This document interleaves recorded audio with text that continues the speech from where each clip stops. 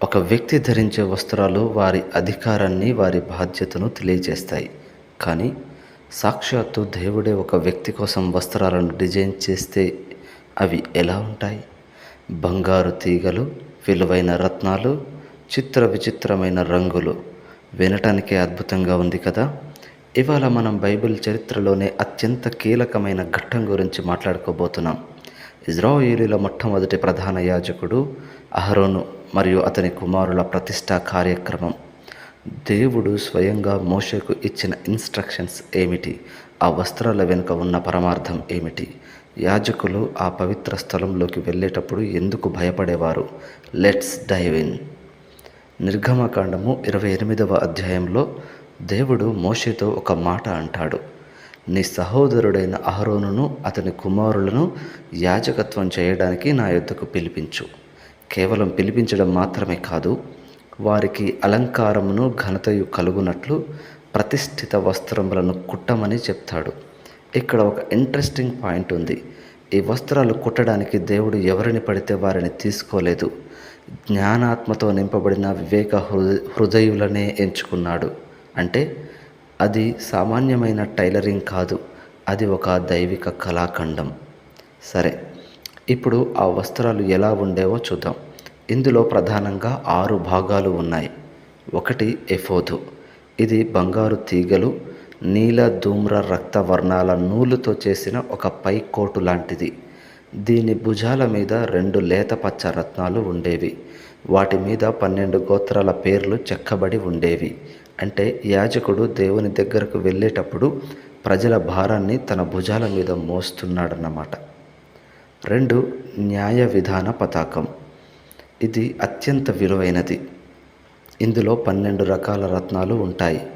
మాణిక్యం, మరకతం, పద్మరాగం, ఇలా. ప్రతి రత్నం ఒక గోత్రానికి గుర్తు. దీని లోపల ఊరీము, తుమ్మీము అనే 2 పవిత్ర వస్తువులు ఉంటాయి. దేవుని చిత్తాన్ని తెలుసుకోవడానికి ఇవి వాడేవారు. 3 నిలువటంగి. ఇది కేవలం నీలిరంగు దారంతో చేయబడింది. దీని అడుగు భాగంలో బంగారు గంటలు, దానిమ్మ పండ్లు అల్లి ఉంటాయి. ట్విస్ట్ ఏంటంటే యాజకుడు లోపలికి వెళ్ళినప్పుడు ఆ గంటల శబ్దం వినిపించాలి.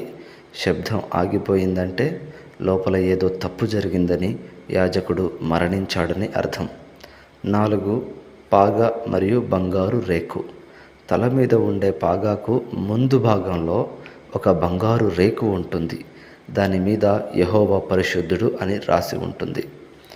ఆలోచించండి, దేవుని సన్నిధికి వెళ్ళేటప్పుడు ఎంత పవిత్రంగా ఉండాలో ఈ వస్త్రాలే నిదర్శనం. వస్త్రాలు రెడీ అయ్యాయి, కానీ యాజకత్వం ఎలా మొదలైంది? లేవియాకాండం 8వ అధ్యాయంలో దీని గురించి క్లియర్గా ఉంది.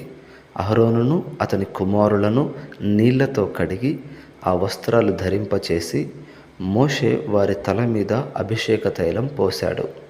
ఆ తర్వాత ఒక వింతైన ఆచారం జరిగింది. ఒక పొట్టేలును వధించి దాని రక్తాన్ని తీసి అహరోను కుడి చెవి కొన మీద, కుడి చేతి బొటనవ్రేలి మీద, కుడి కాలి బొటనవ్రేలి మీద చమిరారు. దీని అర్థం ఏంటో తెలుసా? చెవి అంటే దేవుని మాట మాత్రమే వినాలి. చెయ్యి అంటే దేవుని పని మాత్రమే చెయ్యాలి. కాలు అంటే దేవుని మార్గంలోనే నడవాలి. సంపూర్ణమైన సమర్పణకు ఇది ఒక గొప్ప పాఠం.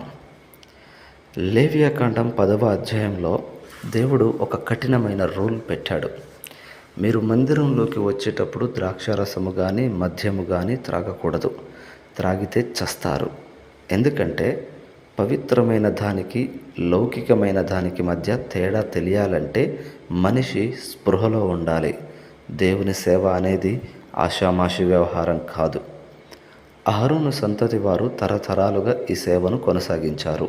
అయితే క్రొత్త నిబంధనలోకి వచ్చేసరికి హెబ్రీ పత్రికలో మనం చూస్తాం, యేసుక్రీస్తు మనందరి కోసం ప్రధాన యాజకుడిగా మారారు. అహరోను సంవత్సరానికి ఒకసారి రక్తం తీసుకొని లోపలికి వెళ్ళేవాడు. కానీ క్రీస్తు తన సొంత రక్తాన్నే ధారపోసి మనకు దేవునితో నేరుగా సంబంధం కల్పించారు.